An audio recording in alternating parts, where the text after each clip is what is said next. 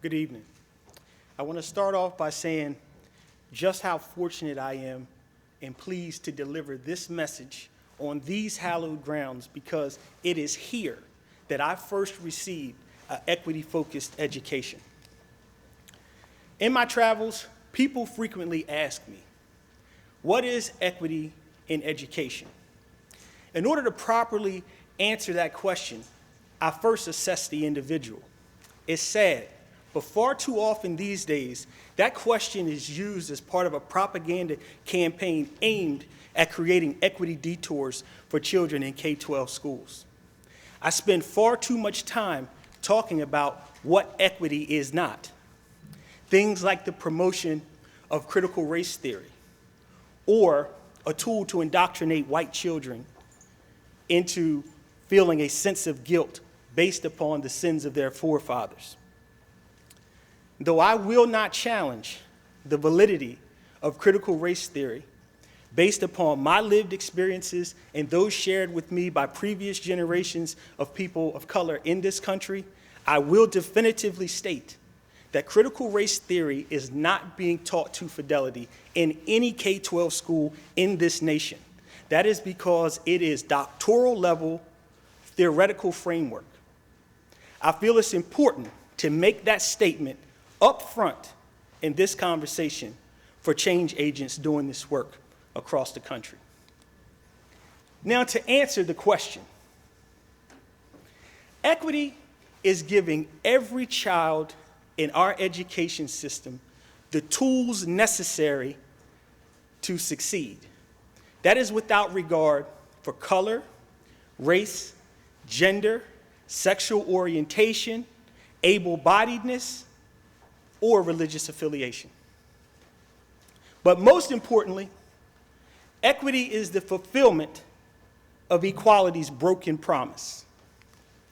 I want you to think for a moment that America has long wrestled with injustice against populations of color. It would be grossly dishonest if I ignored that there has been progress, social progress in this country, but still not look at the fact that there are glaring inequities in this country. None more prevalent than the education system. I want you to consider this.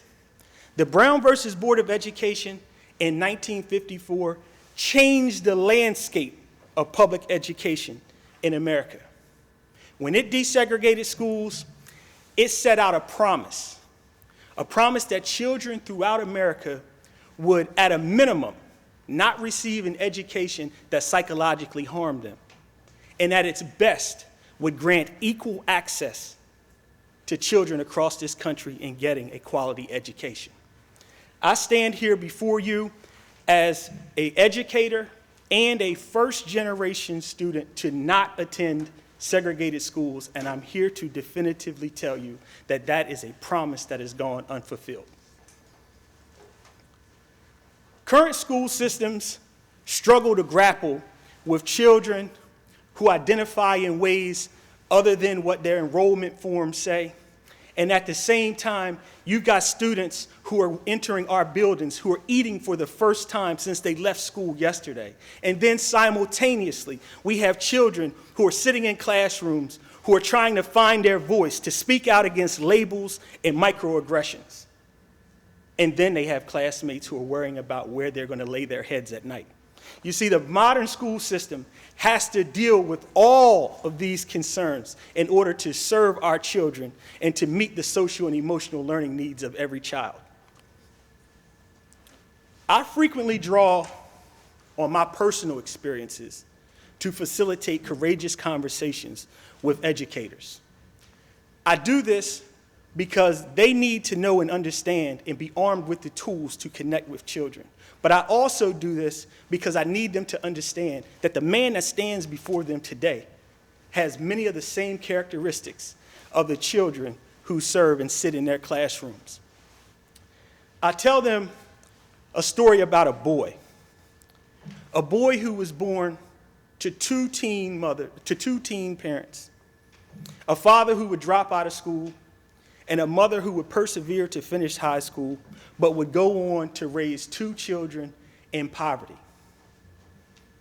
A mother who would have to take off of work in order to attend parent-teacher conferences. Once when I was in the 1st grade, I had to tag along with my mother to a parent-teacher conference, where at this conference, my teacher had called my mother there to tell her that going into 2 months of school left, that I was dangerously close to failing.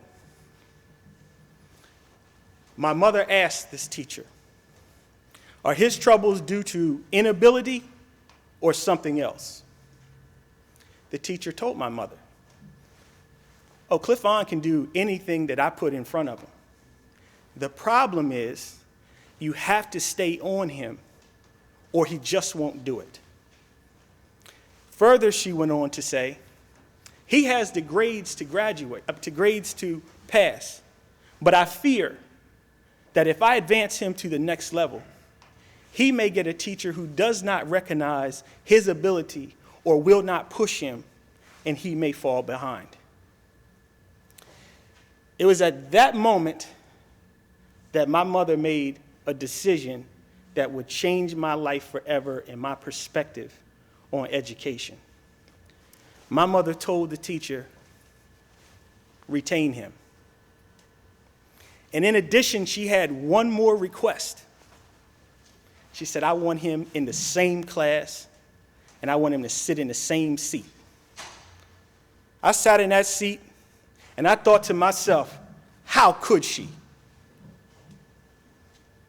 When we got to the car, my mother said, Mr. Man, if you want to go to that schoolhouse and you don't want to do your work unless somebody pushes you to do your work, then you can sit your tail in the same seat and look at that same woman next year. What I didn't understand at the time was that Miss Norwood and my mother were cooperatively working to ensure my success. You see, Miss Norwood was a Native American teacher who was educated in a segregated school system, who had the fortune of being one of a few minority educators from the segregated school systems to transition into the desegregated school systems. My mom didn't for 1 second doubt that Miss Norwood had my best interest at heart. My mother also remembered her experiences completing her education in the desegregated school system after starting it in the segregated school system. So by now, you probably realize that I refer to the post-Brown versus Board ruling as desegregated schools and not integrated schools. That's because nomenclature matters. You see, integrated schools speak to schools that have teachers, the curricula, and the tools used to educate the children are all representative of the diverse populations of students in those schools, and that simply is not the case. I had 3 teachers of color before the 6th grade, and I didn't have another teacher of color for the rest of my K-12 tenure. In that same school district today, a child is more likely to complete the entire K-12 tenure without having a single teacher of color. In that district, when the children look at their teachers, they see 92% that don't look like them. That's despite having a minority population of 32%. Research suggests that black children who have a single black educator by the 3rd grade are more likely to go to college. And black children who have a single black educator during elementary school are more likely to complete high school on time. Now, black educators don't just benefit black students. Black educators benefit all students because they give white students a head start in operating in diverse environments prior to graduating high school.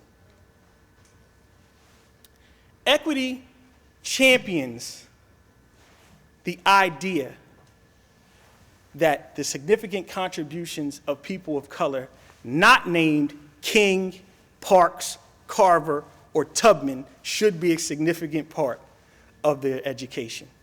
And also that the materials used to teach those students look like those students. And a big and, the textbooks are reflective of the experiences of students. Modern textbooks have gotten a little better with inclusive imagery, but we must stay vigilant because right now in some places in this country, there are textbooks that describe Africans in bondage as migrant workers, and that is simply unacceptable. Equity also reminds educators that children are not labels. Labels speak to the circumstances that children find themselves in.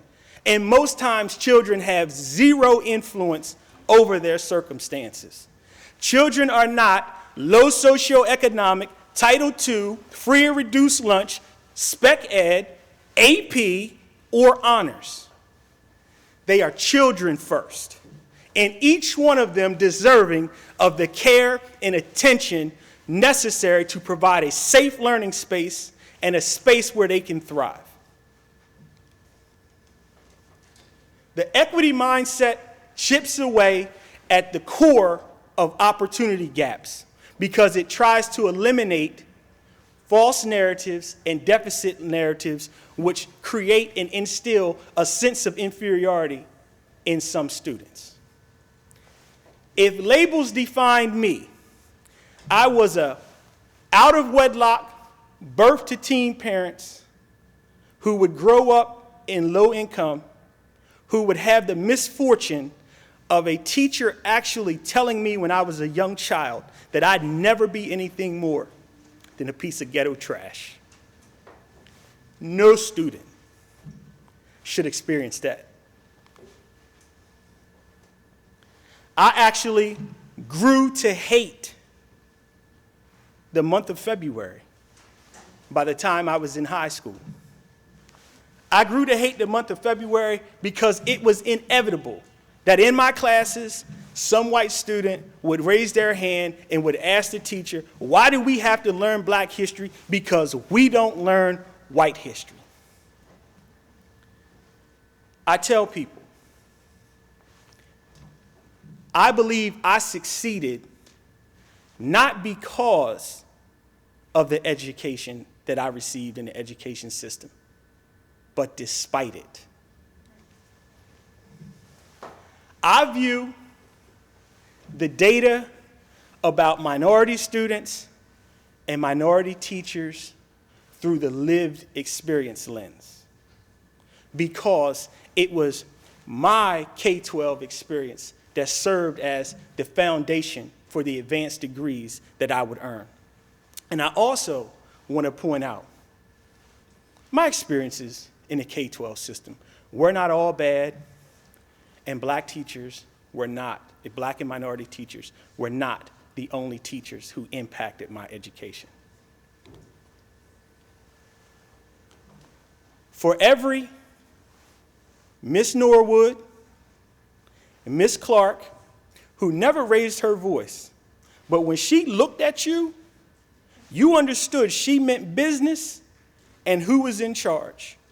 And Dr. Morris, who found creative ways to handle distractions in the classroom without contributing to the discipline disparities. I had Bill Walls, Sue Lohr, and Dave Frederick. Sue Lohr, she was a history teacher who kept an additional notebook with supplemental notes that contained the significant contributions of people not included in the text. And Mr. Walls, who challenged his students to think about the perspectives and the information that was not in the textbook. You see, they weren't the norm because they went out of their way to make sure that they were giving students a diversified curriculum and that their content was diversified. And then there was Dave Frederick. Dave Frederick once walked me out of his social studies class, and he walked me into the area in our high school where honor students were taking classes. He pointed in the window, and he said, "That's where you belong." I took one look at the students in that class, and I said, "Not gonna happen. Those are not my people." You see, when I looked in that class and I didn't see another face that looked like mine, I was reminded of all the years when I was one of only one or two minority children in all my classes, especially once we got to a place where students were placed in tracks in accordance with their academic ability. I saw the students in that classroom as an extension of the trauma that I had been experiencing in the K-12 school system.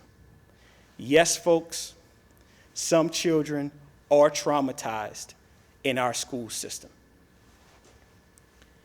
When I landed at Delaware State University, it was the first time that I was in a place where the education was designed by people who look like me, for people like me, and it made a world of difference. While I was here, I was academically challenged and academically nourished while being celebrated for being my authentic self. That in and of itself is the core of an equitable education experience. I would later learn Miss Norwood, Miss Clark, and Dr. Morse were all educated at this institution. And I also realized that the teachers who most impacted me and my educational journey were equity focused. And that's why I say that equity is the fulfillment of equality's broken promise. Thank you.